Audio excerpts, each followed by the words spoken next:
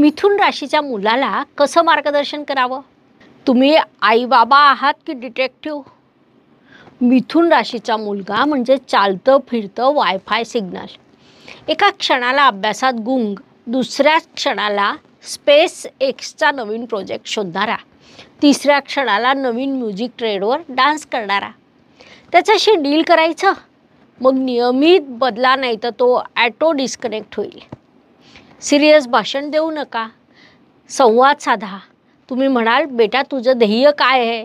तो म्हणेल, बाबा मला आर्टिस्ट सकाळी व्हायचं होतं, दुपारी सॉफ्टवेअर इंजिनियर आणि आता मला ट्रॅव्हल ब्लॉगर व्हायचं आहे. त्याला मोनोलॉग नको आहे, डिस्कशन हवं आहे.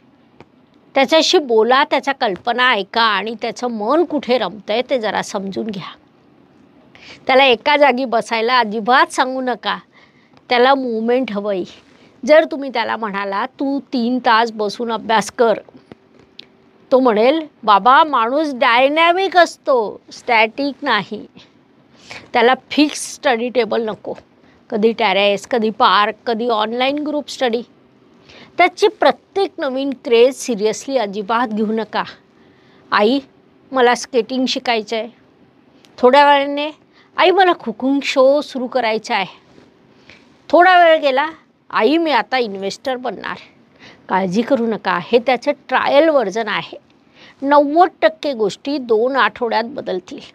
त्याला स्वातंत्र्य द्या, पण नियम फ्लेक्झिबल ठेवा. आज्ञा देण्यापेक्षा त्याला चॅलेंज द्या. मुला मोबाईल सोड आणि पुस्तक वाच चुकीचं.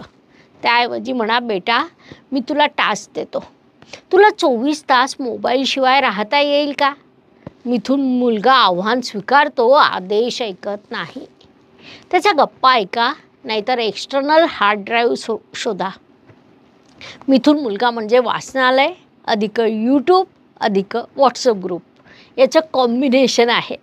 तो रोज काहीतरी भन्नाट करणार. आई तुकाराम महाराज आणि एलन मस्क याच्यात साम्य काय आहे? तुम्ही ऐकायला तयार असाल तर त्याचा मेंदू तुमच्यासाठी ओपन सोर्स होईल. त्याच्या बडबडीवर कंट्रोल आणण्याचा प्रयत्न करू नका. गप्प बस म्हटलं की तो आणखी बोलणार. त्याला गप्प बसवायचे, मग त्याला प्रश्न विचारा. बेटा सांग बरं, सौरमालेतला सर्वात मोठा ग्रह कोणता? तो लगेच गुगलवर जाईल, माहिती शोधेल आणि 15 मिनटं शांत बसेल. एकच करिअर ऑप्शन त्याला जबरदस्तीने देऊ नका. तू डॉक्टर व्हायचं, तो म्हणेल, हो पण मी आर्टिस्ट डॉक्टर होईल, जो माणसांचं